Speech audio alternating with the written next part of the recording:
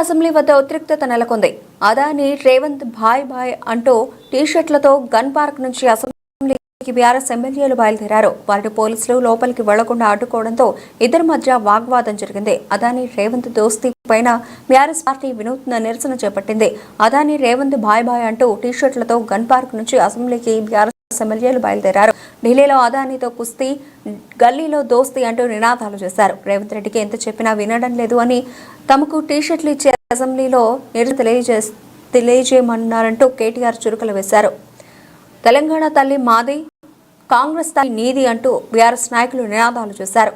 Assembly ప్రారంభానికి ముందు assembly gate దగ్గర బీఆర్ఎస్ ఎమ్మెల్యేలు అరెస్ట్ అయ్యారు. అదాని రేవంత్ టీషర్ట్లతో అనుమతించబోమని బీఆర్ఎస్ నేతలను అడ్డున్నారు. భద్రతా సిబ్బంది అదాని రేవంత్ దోస్తానా అంటూ టీషర్ట్లతో అసెంబ్లీలోకి వెళ్లేందుకు ప్రయత్నం చేశారు. గన్ పార్క్ దగ్గర అమరులకు నివాళులర్పించిన తర్వాత టీషర్ట్లు ధరించి అసెంబ్లీకి బయలుదేరారు. అయితే అసెంబ్లీ గేటు దగ్గర భద్రతా సిబ్బంది అడ్డుకున్నారు. అనంతరం అసెంబ్లీలోకి వెళ్లేందుకు ఎమ్మెల్యేలు, ఎమ్మెల్సీలు ప్రయత్నించారు. దీంతో గందరగోళం ఏర్పడింది. వెంటనే నిరసన తెలుపుతున్న వారిని అరెస్ట్ చేసి బలవంతంగా వ్యాన్లో తరలించారు పోలీసులు.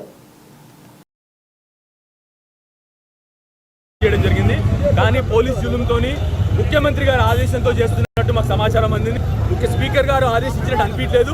మళ్ళీ ఒకసారి మీడియా ద్వారా స్పీకర్ గారిని అడుగుతున్నాం, మాకు ఈ గొంతు విప్పే అవకాశం ఇవ్వరా? మీరు ప్రధాన ప్రతిపక్షమైన బీఆర్ఎస్ పార్టీని మీరు అసెంబ్లీలోకి రానివ్వరా?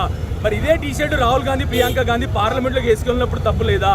మేము వేసుకుని వస్తే ఎందుకు మమ్మల్ని తప్పుపట్టి అరెస్ట్ చేస్తా ఉన్నారు మీరు అని చెప్పి స్పీకర్ గారిని కూడా దయచేసి మీడియా ద్వారా రిక్వెస్ట్ చేస్తా ఉన్నాను.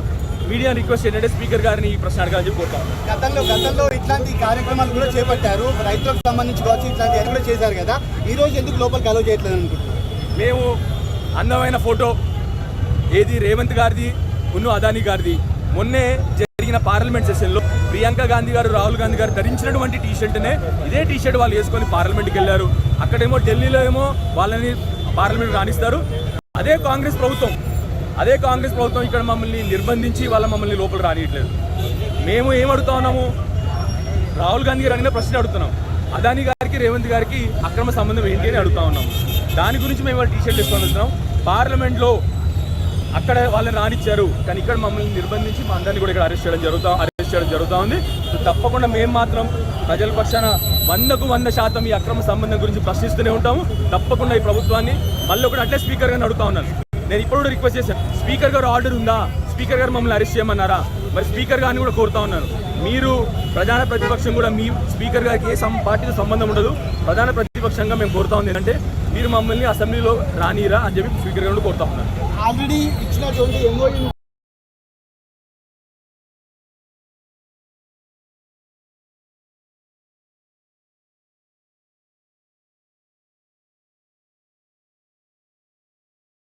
మీరు ఎక్స్పోజ్ అవుతున్నారని భయపడుతున్నారా?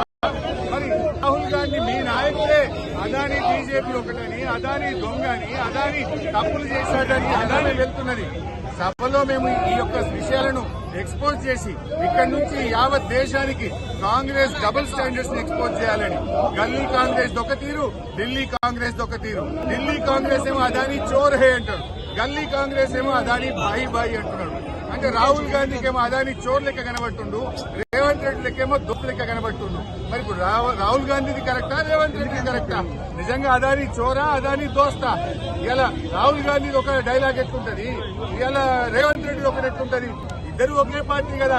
మీ నాయకుడు ఒక తీరు, నీదొక తీరా రేవంత్ రెడ్డి అని మేము అడుగుతా ఉన్నాం. మీరు ఎక్స్పోజ్ అవుతున్నారని భయపడుతున్నారా?